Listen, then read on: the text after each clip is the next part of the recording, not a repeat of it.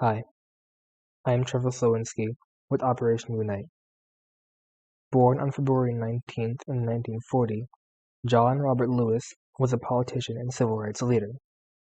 He served in the U.S. House of Representatives for Georgia from 1987 until he passed away in 2020.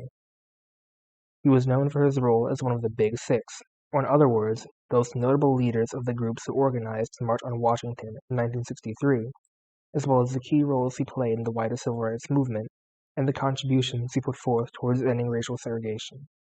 Please take a moment to honor his legacy. John Lewis's last words appeared in the New York Times today in an essay that he wrote shortly before his death, intending it to be published on the day of his funeral. Here is that essay, read for us today by John Lewis's friend and admirer, Morgan Freeman.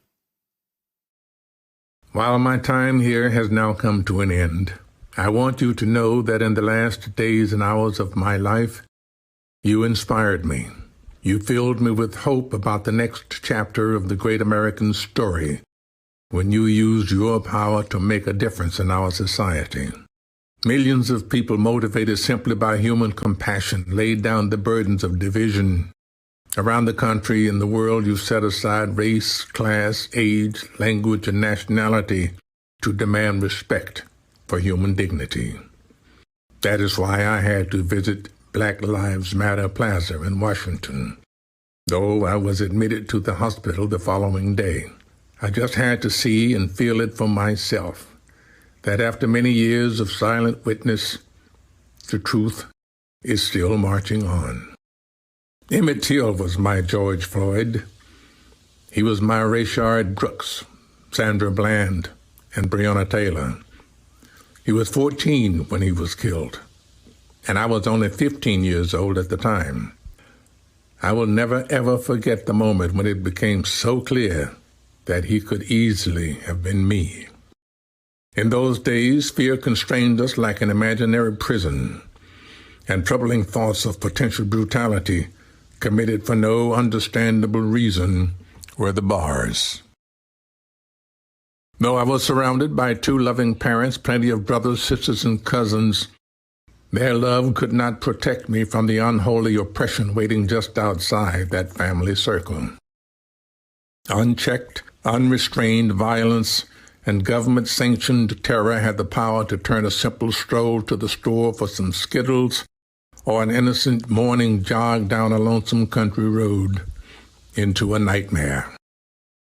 If we are to survive as one unified nation, we must discover what so readily takes root in our hearts that could rob Mother Emanuel Church in South Carolina of her brightest and best, shoot unwitting concert-goers in Las Vegas, and choke to death the hopes and dreams of a gifted violinist like Elijah McClain.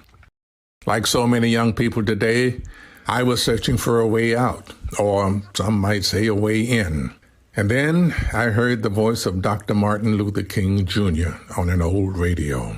He was talking about the philosophy and discipline of nonviolence. He said we are all complicit when we tolerate injustice. He said it is not enough to say it will get better by and by. He said each of us has a moral obligation to stand up, speak up, and speak out. When you see something that is not right, you must say something. You must do something. Democracy is not a state. It is an act, and each generation must do its part to help build what we call the beloved community, a nation and world society at peace with itself. Ordinary people with extraordinary vision can redeem the soul of America by getting in what I call good trouble, necessary trouble. Voting and participating in the democratic process are key. The vote is the most powerful nonviolent change agent you have in a democratic society. You must use it because it is not guaranteed. You can lose it. You must also study and learn the lessons of history because humanity has been involved in this soul-wrenching existential struggle for a very long time. People on every continent have stood in your shoes.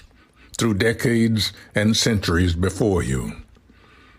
The truth does not change, and that is why the answers worked out long ago can help you find solutions to the challenges of our time.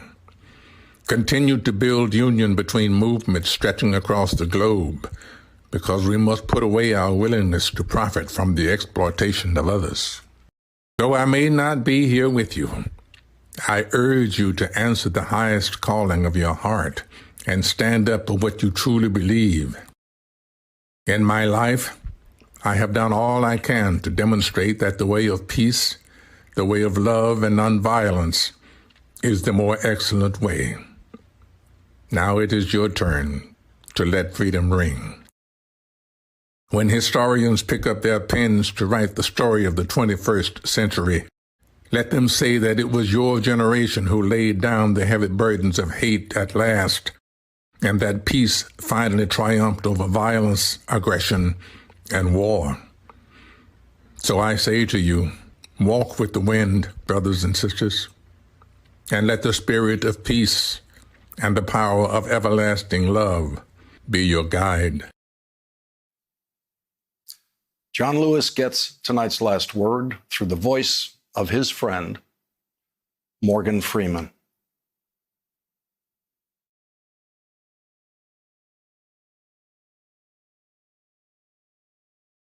We begin tonight with the passing of Congressman John Lewis, an icon of courage and determination in the American civil rights movement, a thunderous voice for justice and racial equality in Congress. Lewis died at the age of 80 after battling pancreatic cancer, a civil rights trailblazer at the side of Dr. Martin Luther King Jr., the last surviving speaker from the March on Washington and the last of the big six leaders of the civil rights movement. Lewis suffering a fractured skull when white police attacked black marchers in Selma, Alabama in March of 1965. The day became known as Bloody Sunday. He returned this past March to commemorate the 55th anniversary of the confrontation that helped define his legacy. One of the final public images of Congressman Lewis is right here, standing in Black Lives Matter Plaza in Washington, D.C. The tributes pouring in for an American hero from Atlanta and across the country. John Lewis fighting the good fight to the very end, and ABC's Rachel Scott leads us off tonight. Tonight, the world honoring civil rights hero and Congressman John Lewis, passing away at the age of 80 after battling pancreatic cancer. He always said his philosophy was a simple one. When you see something that is not right, not fair, not just, you have a moral obligation to say something, to do something, stand up, speak out. Before he walked those marble halls of Congress, his blood stained the streets of Selma. In 2011, the Freedom Rider received the Presidential Medal of Freedom. Generations from now, when parents teach their children what is meant by courage, the story of John Lewis will come to mind. Former President Barack Obama noting Lewis loved his country so much that he risked his life and his blood so that it might live up to its promise. His resolve tested but never wavered, returning year after year to the Edmund Pettus Bridge. I'm not going to give up. I'm not going to give in. And he brought his colleagues back with him, Democrats and Republicans marching together. Republican Congressman Kevin McCarthy calling it one of the greatest honors of his life. I got arrested 40 times during the 60s. And since I've been in Congress, another 5 times. Even though I was under arrest, he said, I smiled because I was on the right side of history. Lewis proudly served Georgia's 5th District for over 30 years. Without John Lewis and the civil rights movement, I would not be a poll worker. We would not have the freedom to vote. He's changed the face of America. Such a great man, such a great loss. In Washington, he was known as the conscience of Congress, the Democratic force who staged sit-ins in the Jim Crow South, sitting back down on the floor of the House, demanding gun reform. Not next year, but now, today. And he wasn't afraid to stand up to a president, skipping President Trump's inauguration and first State of the Union. Today, President Trump offered condolences, ordering flags to be lowered, tweeting he was saddened to hear the news of civil rights hero John Lewis passing. But Republican Senate Majority Leader Mitch McConnell said, you did not need to agree with John on many policy details to be awed by his life. In troubling times, Lewis always found a bright spot. One of John Lewis's last public appearances, standing here in Washington, D.C., boldly facing the White House, the words "Black Lives Matter" painted at his feet. I do believe that as the sun set on John Lewis's life last night, the sun rises on a movement that will never die. Thank you, John. Rest in peace, my brother. All right, Rachel Scott joins us now from Black Lives Matter Plaza in Washington, D.C. And Rachel, John Lewis called this time right now a special moment in our history. That's exactly right, Tom. And about a mile away from where I am standing during the March on Washington, John Lewis called for equality. Nearly 60 years later, returning to this area back in front of the White House to see the words "Black Lives Matter" painted on this street. He gave a message of hope to the next generation that we will get there. Tom? Rachel Scott leading us off tonight. Rachel, thank you for that. Hi, everyone. George Stephanopoulos here. Thanks for checking out the ABC News YouTube channel. If you'd like to get more videos, show highlights, and watch live event coverage, click on the right over here to subscribe to our channel. And don't forget to download the ABC News app for breaking news alerts. Thanks for watching.